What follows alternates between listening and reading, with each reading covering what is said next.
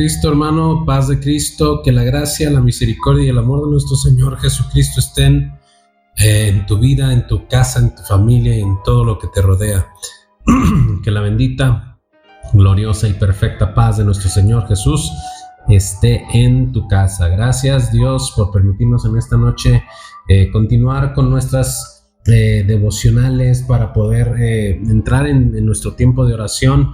Y si estás saliendo de tu tiempo de oración, entonces igual que te sirva de un refuerzo para lo que estuviste orando. Y yo sé que esta noche el Señor va a estar respondiendo tus oraciones a través de esta palabra.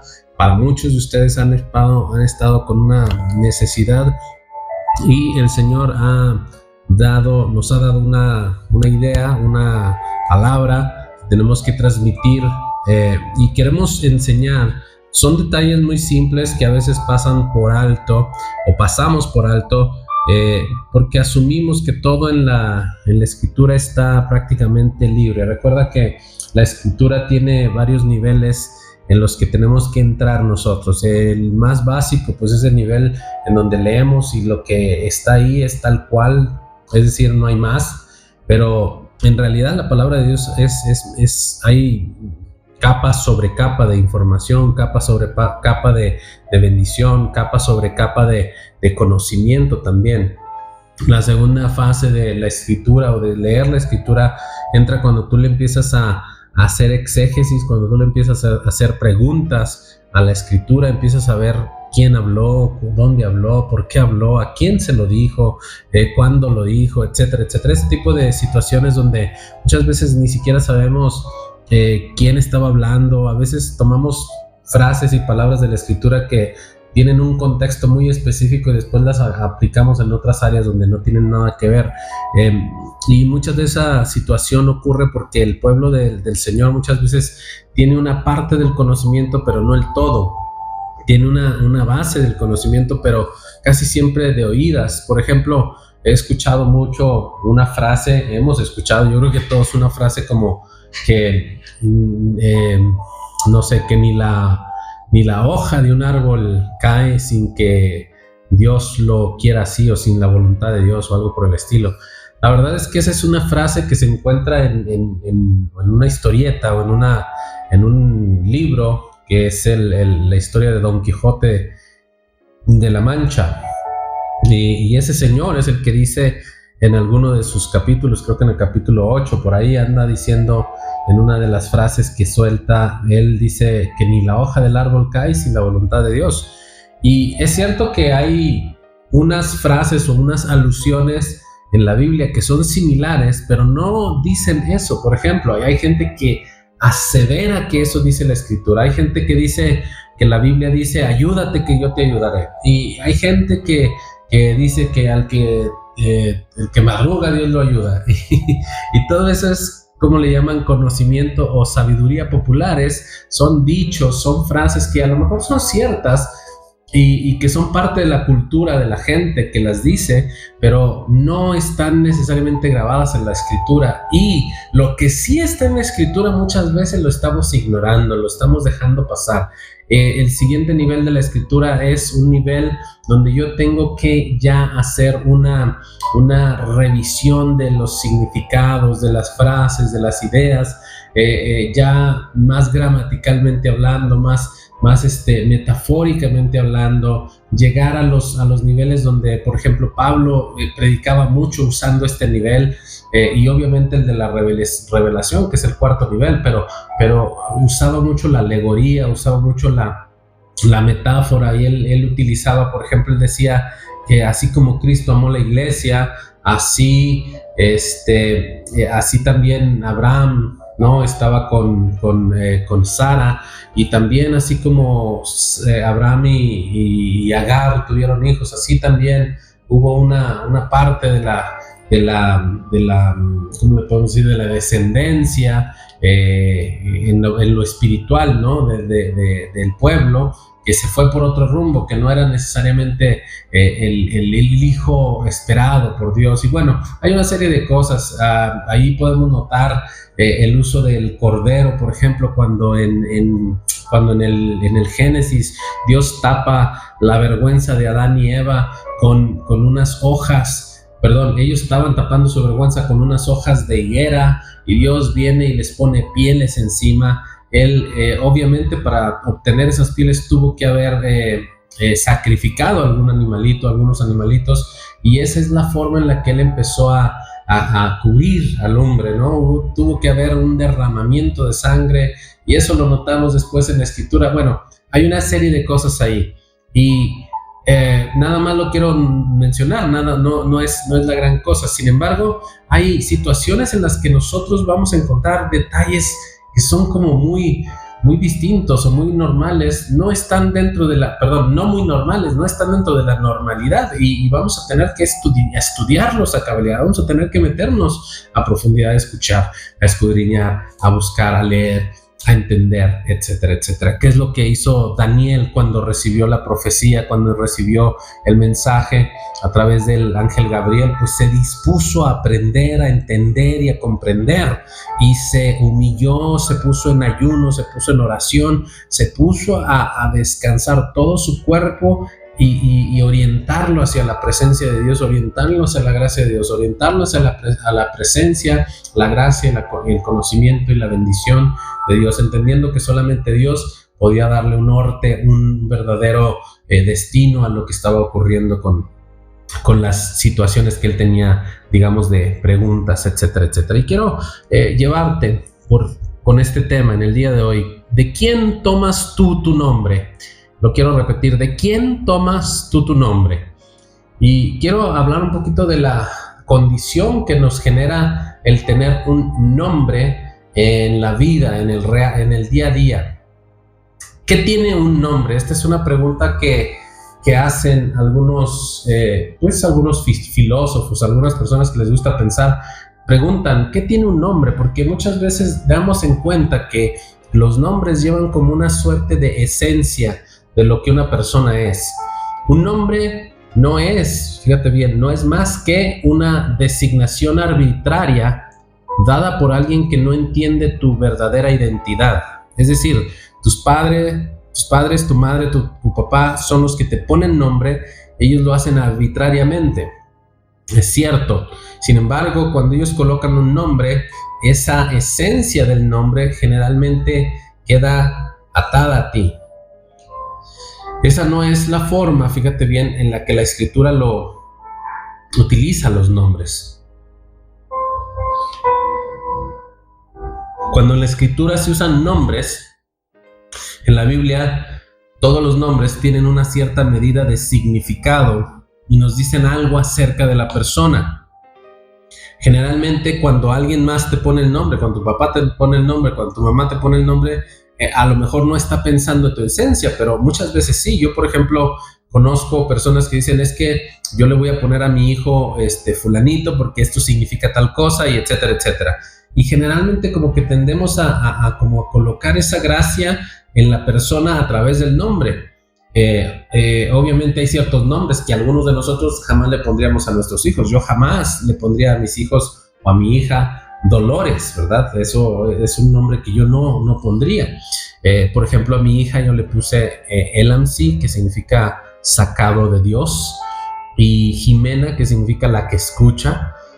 A mi hijo le pusimos Jehová es mi fortuna, es decir, no hay suerte, la suerte es Dios, Dios es mi fortuna, Gadiel. Y tenemos nombres que muchas veces cuando los ponemos sabemos que hay un significado detrás de ellos, hay una medida de esencia en esa persona. Vamos a conocer en esta serie 3 formas en las que la Biblia nos ayuda a entender la identidad personal a través de los nombres. Y la primera la vamos a iniciar el día de hoy. Los nombres, número 1, nos dice quiénes somos y de dónde venimos. ¿Qué nos dicen los nombres? ¿Quiénes somos y de dónde venimos? Los nombres, vamos a poner esta estructura o esta frase, los nombres los pone el Creador. Fíjate bien, los nombres los pone el Creador. Cuando uno inicia en la vida, alguien nos coloca un nombre, pero de esencia, de inicio, el que nos coloca nombre siempre va a ser Dios. Es decir, la forma en la que nosotros aprendamos en la vida va a depender de cómo fue ese nombre puesto en nuestra nuestra identidad, cómo fue que se nos identifica. Por ejemplo, en Génesis 17:5 dice de la siguiente manera: y no se llamará más tu nombre Abraham, sino que será tu nombre Abraham, porque te he puesto por padre de muchedumbre de gentes. Es decir, Dios le está cambiando el nombre a Abraham porque Dios sabía la esencia de este hombre, sabía el propósito de este hombre. También en Juan 1:42, no es al único hombre al que le cambió el nombre, ¿no? También a Jacob, etcétera, etcétera. Pero vamos a ver, por ejemplo, cuando Jesús habla con Simón en Juan 1:42, que dice: y mirándole Jesús le dijo: tú eres Simón, hijo de Jonás, pero serás llamado Cefas o Pedro, que quiere decir piedra. Y Simón viene del término que en hebreo significa Shimón, o el que escucha, pero también significa junco. Y un junco es una persona o un ser que, o en este caso una planta que tiene mucho movimiento por culpa del aire. El aire lo mueve para todos lados, pero una roca es estable, es rígida, está donde la pones, y aunque venga el viento, etcétera, ahí está. Entonces Jesús estaba cambiando la esencia de Pedro a través del nombre. Y en Efesios 3:15 nos dice algo muy importante, y de ahí nace el tema o el título de esta enseñanza, porque dice de la siguiente manera, Efesios 3:15: de quien toma nombre toda familia en los cielos y en la tierra. De quien toma nombre toda familia en los cielos y en la tierra. Es decir, nosotros tomamos nuestro nombre, nuestra identidad de Dios, de Jesús, y Él es quien nos da nombre, Él es quien nos da identidad. Ahorita vamos a entrar en algunos detalles sobre el nombre, el término que se utiliza como nombre, y vamos a establecernos en la persona. Uno de los discípulos de Jesús, el discípulo se llama Mateo, que también como en hebreo se le conocía, en ese caso no era hebreo, era arameo, se le conocía como Matinyahu, y el significado es regalo de Dios. Mateo significa regalo de Dios, don de Dios o regalo de Dios, dado por Dios, eso también significa. Este hombre, que era un regalo de Dios, según algunos comentaristas bíblicos, era un hombre que tenía una actitud bondadosa. Era un hombre que tendría tendencia a dar lo que tenía, a compartir lo suyo. Pero mira cómo es la vida. Este hombre que tenía una naturaleza dadivosa y la intención de dar, un alma con la promoción de la bondad, pero ¿en dónde terminó? ¿Qué terminó haciendo? Y digo terminó en el sentido de a dónde fue a dar después de una cierta etapa de su vida. Todos en nuestra vida empezamos con una luz, con un conocimiento, con una gracia, con un don, con una habilidad que es dada por Dios de manera natural a nuestra vida, y esa habilidad nos puede llevar a bendición, pero también nos puede llevar a maldición. ¿Dónde agarró o dónde encontró Jesús a Mateo? Mateo fue encontrado en el banquillo de los impuestos, cobrando impuestos. Mateo estaba en una situación donde estaba quitando en lugar de dar. Estaba contra naturaleza, recogiendo en lugar de esparcir, colectando en lugar de repartir. Y eso nos enseña una lección, que aunque tu nombre conlleve una bendición, el enemigo seguirá intentando de los modos sabidos y por haber que tú te vuelvas lo opuesto, que tú no hagas lo que está en tu esencia y en tu naturaleza, y que ésta sea corrompida. Mira cómo eras de niño y ve que es algunas de esas cosas que tú eras de niño, Y fíjate bien, eras, porque muchos de nosotros hemos cambiado mucho nuestra esencia de cuando éramos niños a cuando éramos ahora que somos adultos. Cuando éramos niños éramos juguetones y ahora somos gruñones. Algunos de ustedes van a notar por dónde el enemigo les ha estado intentando robar la bendición. Porque mira, hay muchos que cuando eran pequeños eran muy creativos. Y hoy cada vez que les piden que piensen en algo o que ¿qué se les ocurre? Dicen, no, pues no sé, yo no soy creativo. Y generalmente están hablando de lo opuesto a lo que eran cuando eran pequeños. Hay niños que cuando eran chiquitos eran amorosos, abrazones, besaban a la mamá, besaban al papá, besaban a la familia, a los primos, a las primas, besaban, abrazaban, se daban a querer. Y hoy, de adultos, se han vuelto gente odiosa, rígida, que no permite un abrazo, que no da un abrazo. Hay gente que era bien buena para enseñar, todo le gustaba compartir lo que sabía y hoy están escondiendo la verdad o están escondiendo lo que saben. A mí no me preguntes, estudia, aprende, ponte o ve a la escuela. Ellos no son personas que están ahorita dispuestos a dar algo de lo que saben porque en su momento lo eran y estaban ahí. Empezaron siendo una cosa, pero con el tiempo se volvieron reacios a hacer esa cosa. Hay gente que era increíblemente platicadora y estaban siempre hablando con los demás niños, hasta los maestros le mandaban a hablar a sus papás y le decían, señora, su hijo no para de platicar, ¿cómo le hace? Que no sé qué, que no sé. Y ahora son gente que no quieren hablar con los demás, no se quieren dar a conocer, no sé.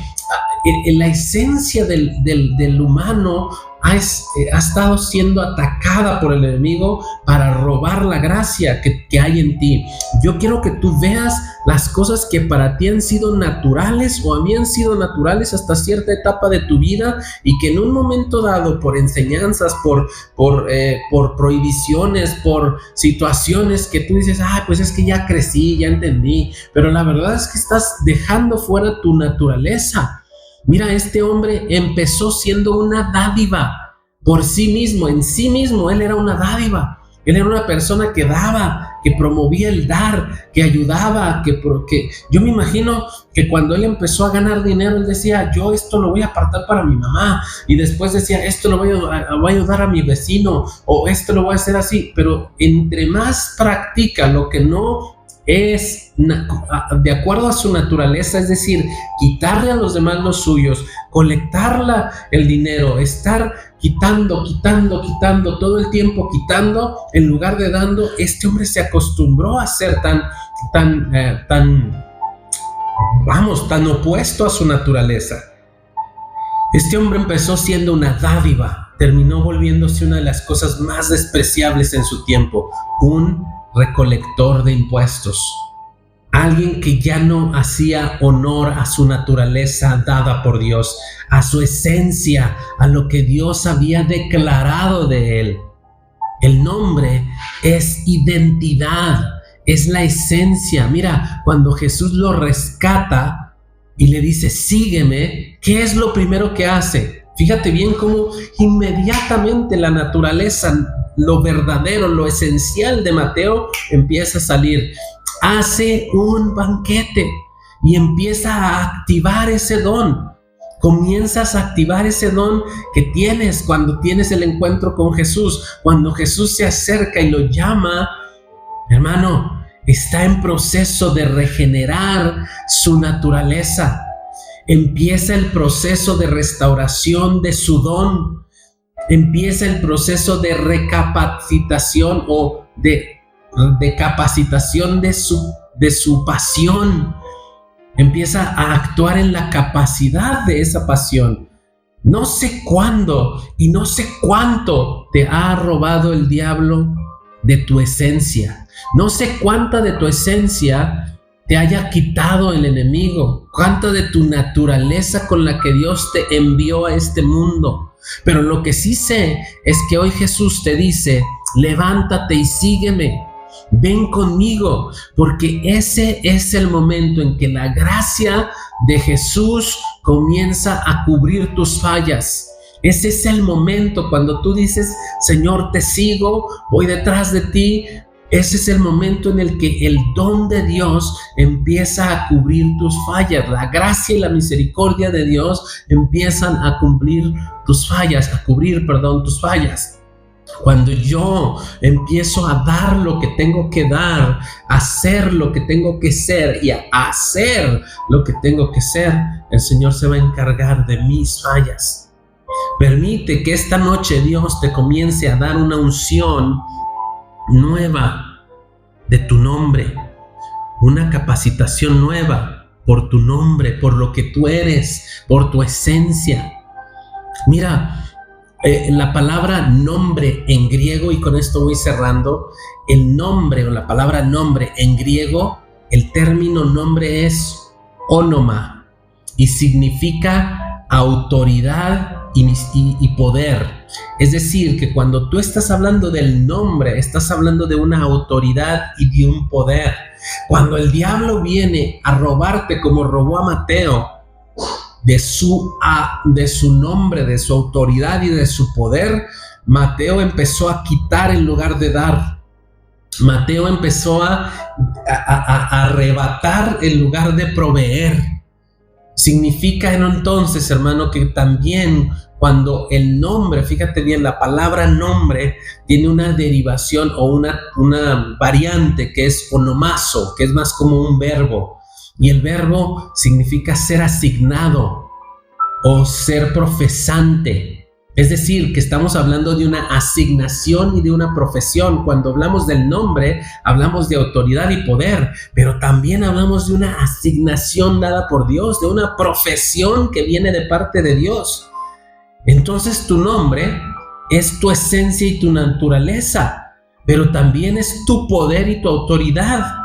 Y también es tu asignación y tu profesión.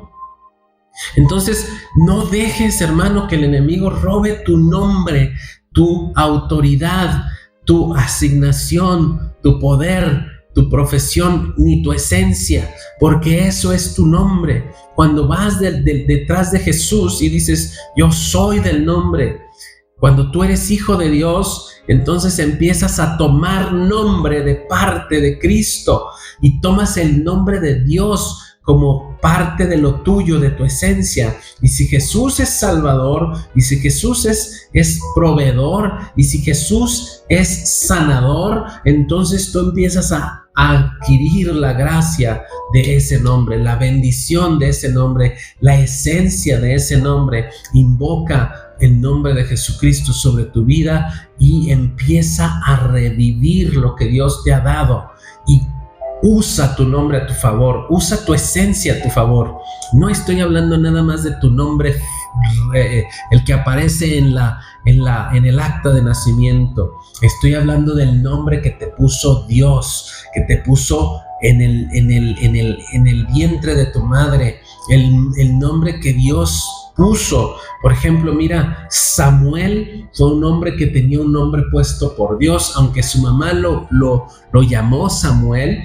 El nombre significa lo que él iba a hacer. Fíjate, Shemuel, Shemu, oír, el Dios, el que oye a Dios, Shemuel.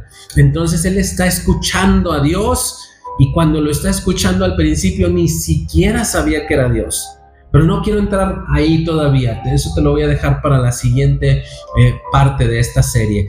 En esta noche te recuerdo, la gracia de tu nombre está en tu autoridad, en tu poder, en tu asignación y en tu profesión. Revisa qué eres desde el principio, qué es lo que Dios ha sembrado en tu corazón.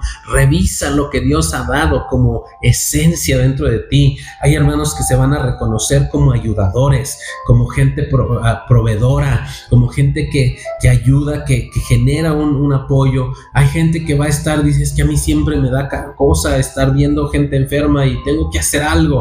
Los tengo que ayudar, los tengo que, no sé, apoyar. Pero hay gente que dice, sí, yo tengo que apoyarlos, pero también me gusta orar por ellos. Y esto, hermano, que tú hacías cuando recién te bautizaste también es parte de la esencia que Dios te dio. No sé, pero hay muchas hermanas y muchos hermanos que pasó el tiempo y mientras estaban recién bautizados hacían mucho una u otra actividad. Se metían mucho en esto, se metían mucho en aquello, y poco a poco se fueron como que desvaneciendo en esa esencia. Pero hermano, recuerda tu esencia, recuerda tu lugar en Cristo, recuerda de quién tomas nombre, de quién tomas nombre.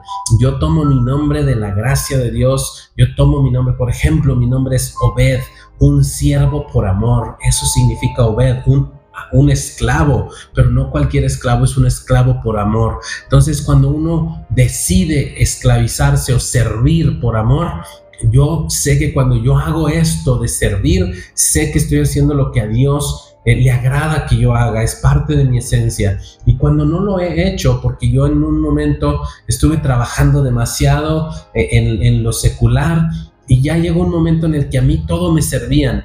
Yo llegué a ser el gerente no gerente, sino supervisor académico a nivel nacional de una empresa, y todo lugar a donde yo llegaba me ponían el mejor asiento, me llevaban al mejor restaurante, me entregaban el mejor espacio, me llevaban a un buen hotel. Llegó el momento en el que yo, en lugar de llegar a servir a cualquier lugar, la gente era la que me servía a mí. Entonces, un momento dado, uno pierde la esencia, uno pierde el carácter, empieza a dejarse llevar por lo que está pasando en la vida. Y yo sé que Dios quiere también que tú recobres tu esencia, recuperes, restablezcas tu esencia en Cristo Jesús. Hermano, que el Señor te bendiga y recupera tu esencia en Cristo Jesús.